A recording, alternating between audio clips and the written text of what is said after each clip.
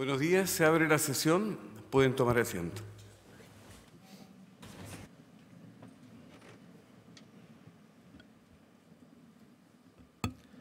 Señoras y señores, conforme lo establece el artículo 521 del Código Orgánico de Tribunales, esta audiencia pública, en que la Corte Suprema se encuentra reunida en pleno, tiene por objeto otorgar el título de abogada o abogado una vez que ustedes, postulantes, presten el juramento de rigor para desempeñar con lealtad y probidad la profesión.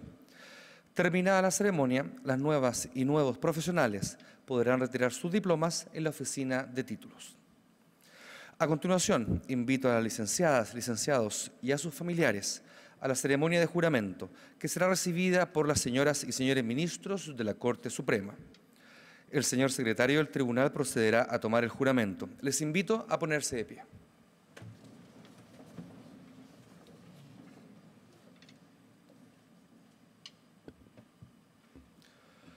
María José Aburto Retamales.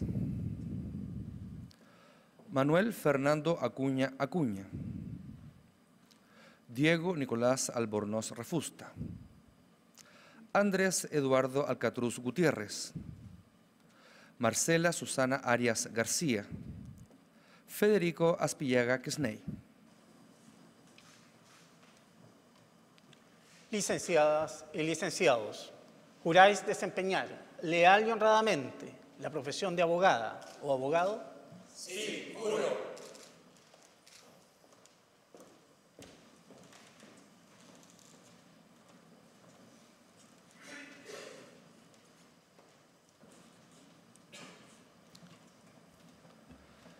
Maximiliano Andrés Baeza Rauna. Felipe José Barría Ulloa. Felipe Ignacio Basualto Reyes. Daniela Andrea Borges Cárcamo. David Andrés Bruna Cifuentes. Valdemar Elías Calderón Salinas. Licenciada y licenciados, ¿juráis desempeñar leal y honradamente la profesión de abogada o abogado?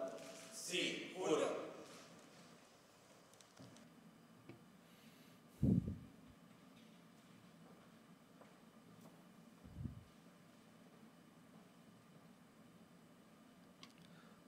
Adrián Hernán Carrillo Álvarez. Danilo Ignacio Carvajal Romero. Andrea Lorena Cerón Brizo. Rubén Alejandro Contreras Morales. José Manuel de la Vega Adida. Denise Anabela Díaz Duarte.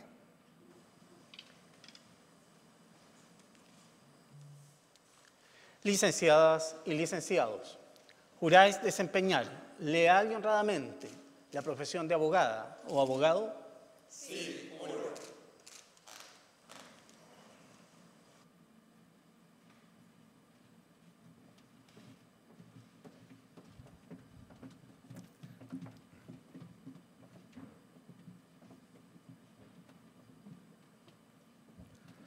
Eduardo Andrés Domínguez Brusone. César Antonio Escalona Franco. Marcela Alejandra Gallardo Soto. Luis Maximiliano Gómez González. Javiera Paz González Espinosa. César Marcelo Hernández Arata.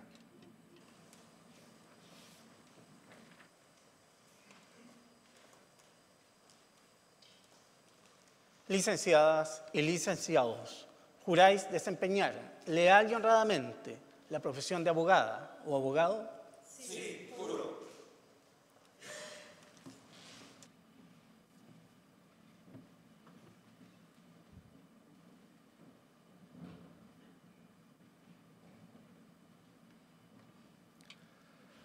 Jocelyn Vanessa Higuera Riquelme.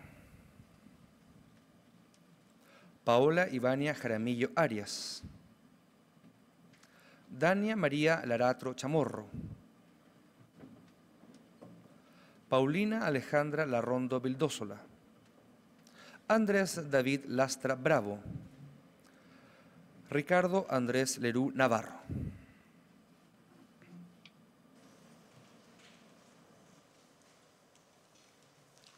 Licenciadas y licenciados, ¿juráis desempeñar leal y honradamente la profesión de abogada o abogado? Sí, juro.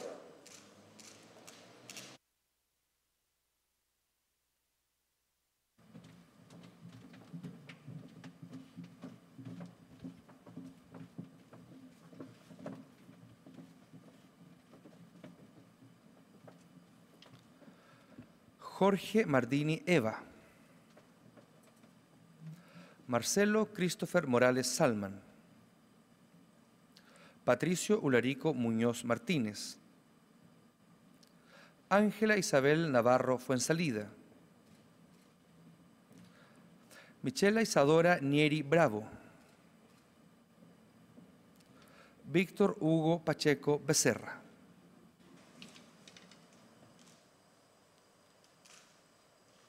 Licenciadas y licenciados, ¿juráis desempeñar leal y honradamente la profesión de abogada o abogado? Sí, juro.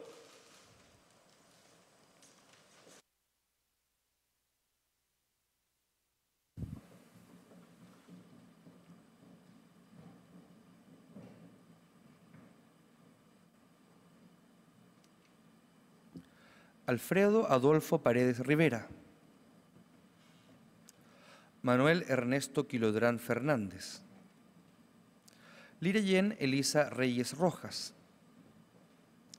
Ignacio Esteban Rojas Acosta. Diego Sebastián Sánchez Leonardi. Matías Enoc Sangüesa González. Licenciada y licenciados, ¿juráis desempeñar leal y honradamente la profesión de abogada o abogado? Sí, juro.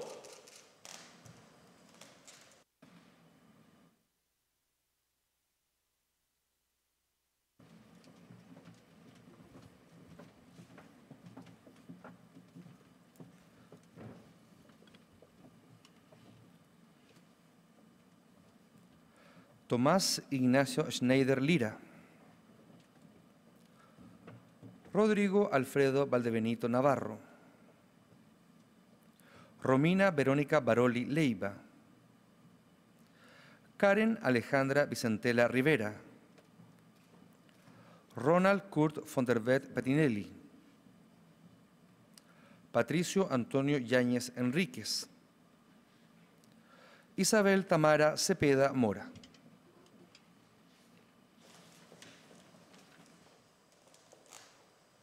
Licenciadas y licenciados, ¿juráis desempeñar leal y honradamente la profesión de abogada o abogado? Sí, juro.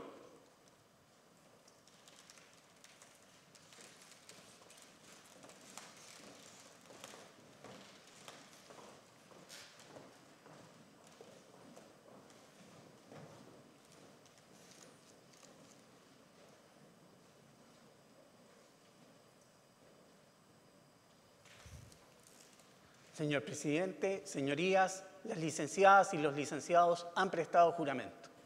Gracias, señor secretario. Licenciadas y licenciados, en virtud del juramento que han prestado y por reunir los requisitos que señala la ley, de conformidad con lo dispuesto en el artículo 522 del Código Orgánico de Tribunales, en nombre y representación de la Corte Suprema de Justicia, los declaro legalmente investidos con el título de abogadas o abogados. La Corte Suprema les felicita y les desea buen éxito profesional. El público les puede brindar un merecido aplauso.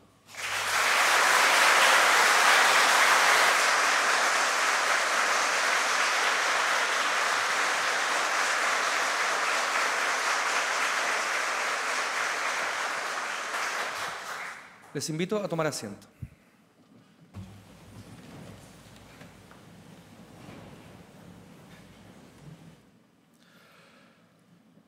A continuación, el señor presidente de la Corte Suprema de Justicia, don Haroldo Brito Cruz, se dirigirá a la audiencia. Señoras ministras y señores ministros de la Corte Suprema, señoras y señores, nuevas abogadas y nuevos abogados, A lo largo de la historia y de la evolución del derecho se han desarrollado distintos mecanismos para aplicar las normas jurídicas generales y abstractas a un caso concreto. Ha sido así por cuanto el lenguaje jurídico en que están formuladas, como es sabido, las más de las veces se presenta intrínsecamente permeable a distintos sentidos o significados para un mismo término, lo cual a juicio de muchos vuelve a este tipo de lenguaje vago y ambiguo, por lo que el juez enfrentado a un caso concreto, al aplicar una norma jurídica, necesariamente debe interpretar el precepto. Esto que señalo se aprecia de manera clara y notoria en el ámbito de los derechos humanos y fundamentales, por cuanto las normas que los reconocen y garantizan suelen estar incorporadas en textos constitucionales o tratados internacionales, y tanto estos como aquellos, por constituir instrumentos jurídicos que surgen y se construyen a partir de consensos amplios, se encuentran redactados en un estilo más conciso o, si se quiere, menos preciso, lo que en definitiva acarrea inevitablemente la necesidad de interpretar sus normas para poder aplicarlas, como por lo demás ocurre con toda clase de preceptos jurídicos. De ahí que durante el siglo XX, y sobre todo después de la Segunda Guerra Mundial, en las principales democracias constitucionales, los jueces han desarrollado o han tomado prestado de otras jurisdicciones constitucionales o internacionales diversos principios de interpretación para la aplicación de los derechos humanos y fundamentales, los cuales con los años se han consolidado paulatinamente. Chile, desde luego, no ha estado exento a estos procesos evolutivos en la aplicación del derecho. Es por esto que en una ocasión tan importante para ustedes y sus invitados, en que han sido investidos con el título de abogada o abogado y que por tanto necesariamente deberán lidiar con este tipo de asuntos, quiero compartir algunas breves palabras acerca del principio de interpretación pro persona, también conocido como principio pro homine, favor persona o favor debilis, por cuanto de entre todos, en mi opinión, ha sido el más reconocido y el que mayor impacto ha tenido a nivel mundial en las últimas décadas, sobre todo a partir de la jurisprudencia de tribunales internacionales como la Corte Interamericana de Derechos Humanos.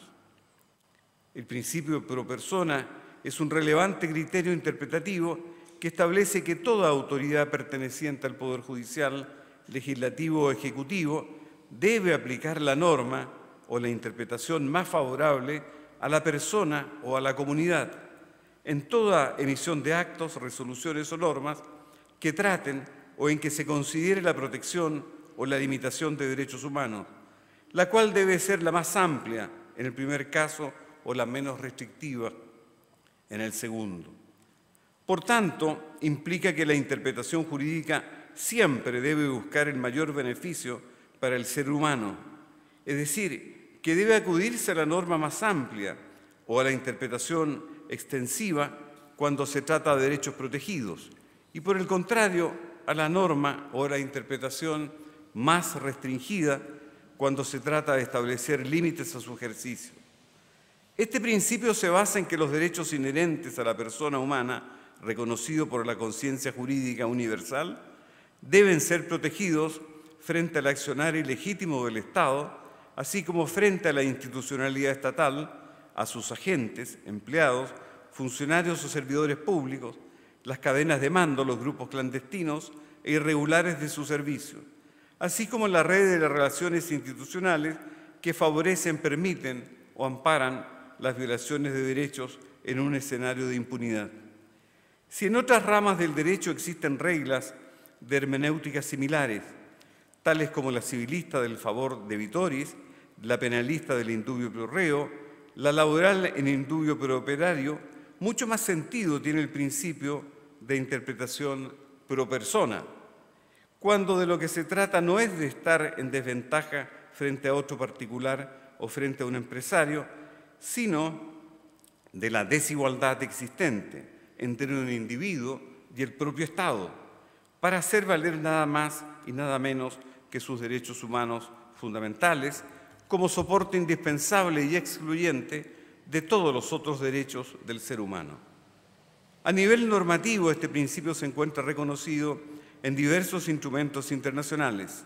Así, por ejemplo, en el artículo 29, letra B, de la Convención Americana de Derechos Humanos, en el artículo 5 del Pacto Internacional de Derechos Civiles y Políticos, y en el mismo artículo del Pacto Internacional de Derechos Económicos, Sociales y Culturales, en el artículo 41 de la Convención sobre los Derechos del Niño, en el artículo 4 de la Convención sobre los Derechos de las Personas con Discapacidad y también en el 23 de la Convención sobre la Eliminación de todas formas de discriminación contra la mujer.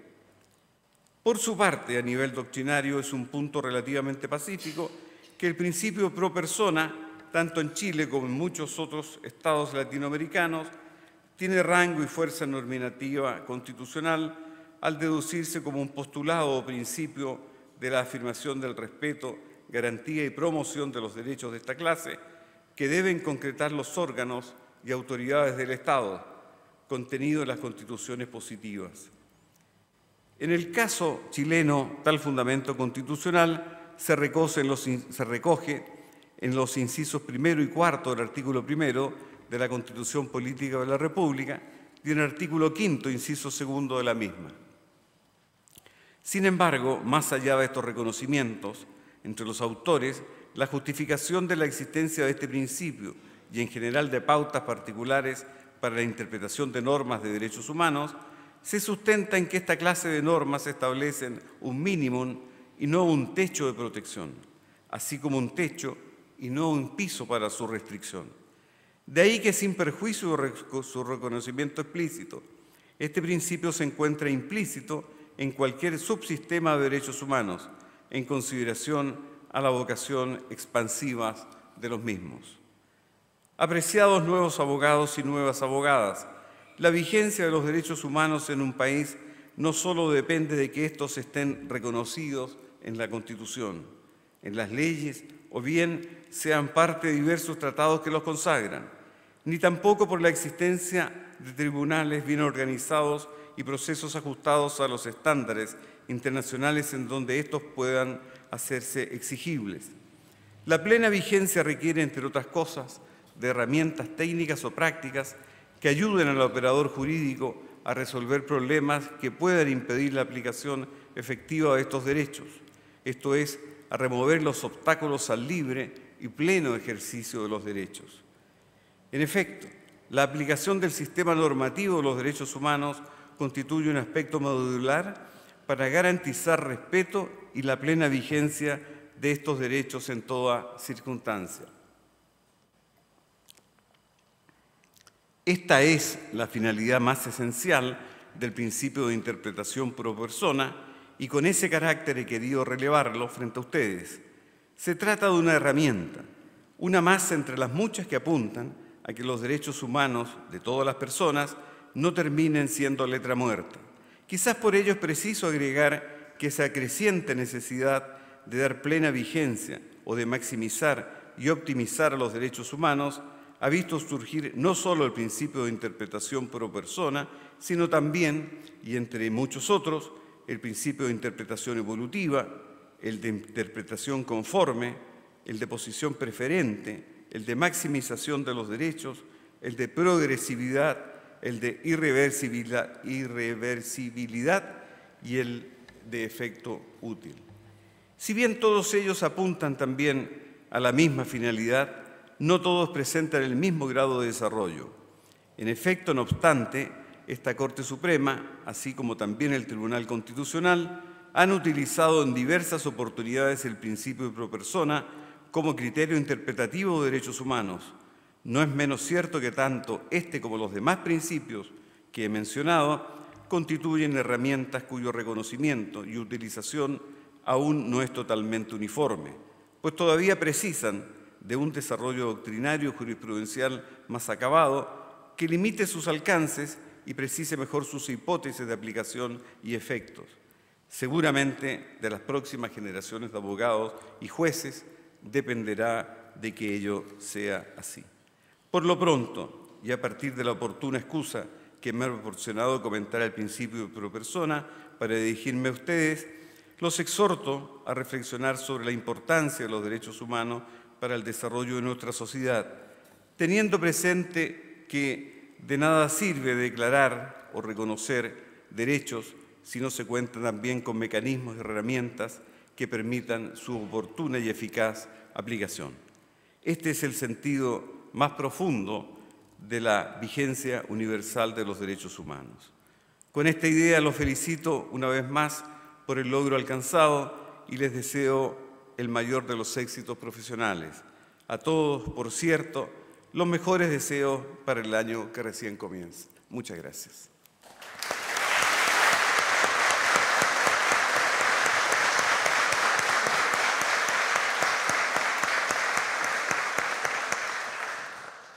Habiéndose cumplido con el objetivo de la audiencia pública, se le pone término. Gracias.